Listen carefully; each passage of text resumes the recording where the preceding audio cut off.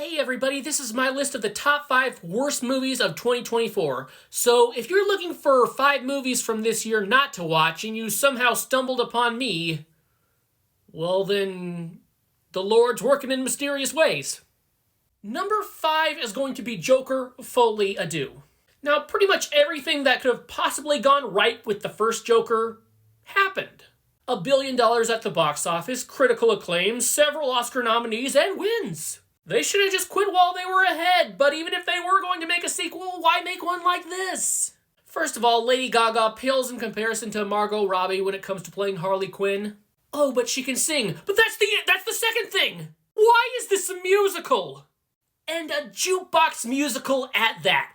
The Joker singing Stevie Wonder in a prison was not on anybody's bingo card. It's laughably stupid, and another problem with the movie is it relies way too much on the original. This film is a joke, which is kind of fitting. Number 4, I'm sure it's number 1 for a lot of people, but my number 4 is Madam Web. One thing it has going for it is it's forgettable, which I know is not a good thing, but less to complain about. Like, even the action scenes.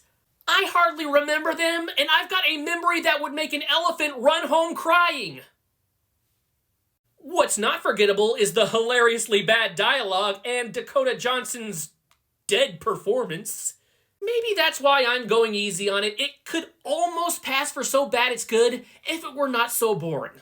Number 3 goes to Uglies.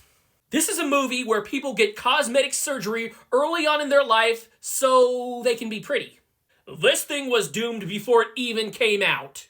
People are going to be saying, this movie's message is uglier than any person ever could be. Also, the leader of the pretty people is Laverne Cox. I didn't say anything. This movie, off the bat, before I even saw it, it reminded me so much of Divergent. And we all know that series went swimmingly. Like when there were a bunch of young adult book adaptations coming out in the 2010s, this feels so much like one of those. But with its crazy plot, it could be like a parody movie.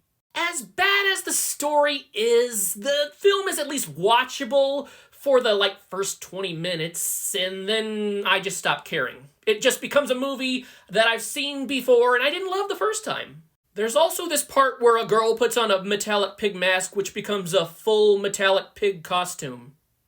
I just wanted to mention that because I thought it was important. Number 2, oh boy, it's Harold and the Purple Crown.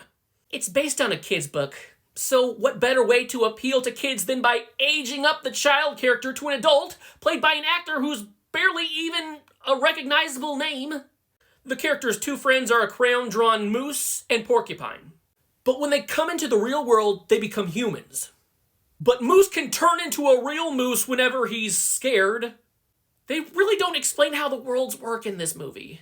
Zooey Deschanel, who doesn't love Zooey Deschanel? She plays this vanilla-ass mom with no witty lines at all. They're totally wasting Zooey. And the kid, I know it's a kid, but this kid says his lines like he's reading them for the first time. I'm drawing a big X for this movie. And for number 1, it's Borderlands. First up, you get this wide array of actors and make each one a character so much more different than others, it's like they belong in a different movie. Some of them, like Kate Blanchett, she does nothing in this movie. She does nothing but, they were able to get her, so she's here. The worst has got to be Jack Black as the voice of this annoying comic relief robot who says nothing comical. Does anybody out there think the best of Jack Black is yet to come? I mean, all of his more recent memorable roles have been voice performances. This won't be one of them. Fans of the game, from what I've heard, are saying it's the PG-13 rating that kills it, and I can understand. It feels like it's trying to be Deadpool with its sense of humor, but you can only get so far with that rating. And ultimately, I was thoroughly disappointed. I had high hopes for a silly yet fun time. When there's a girl with bunny ears for no explanatory reason, I always wish for the best. But now I don't believe in miracles anymore. Thanks, Borderlands.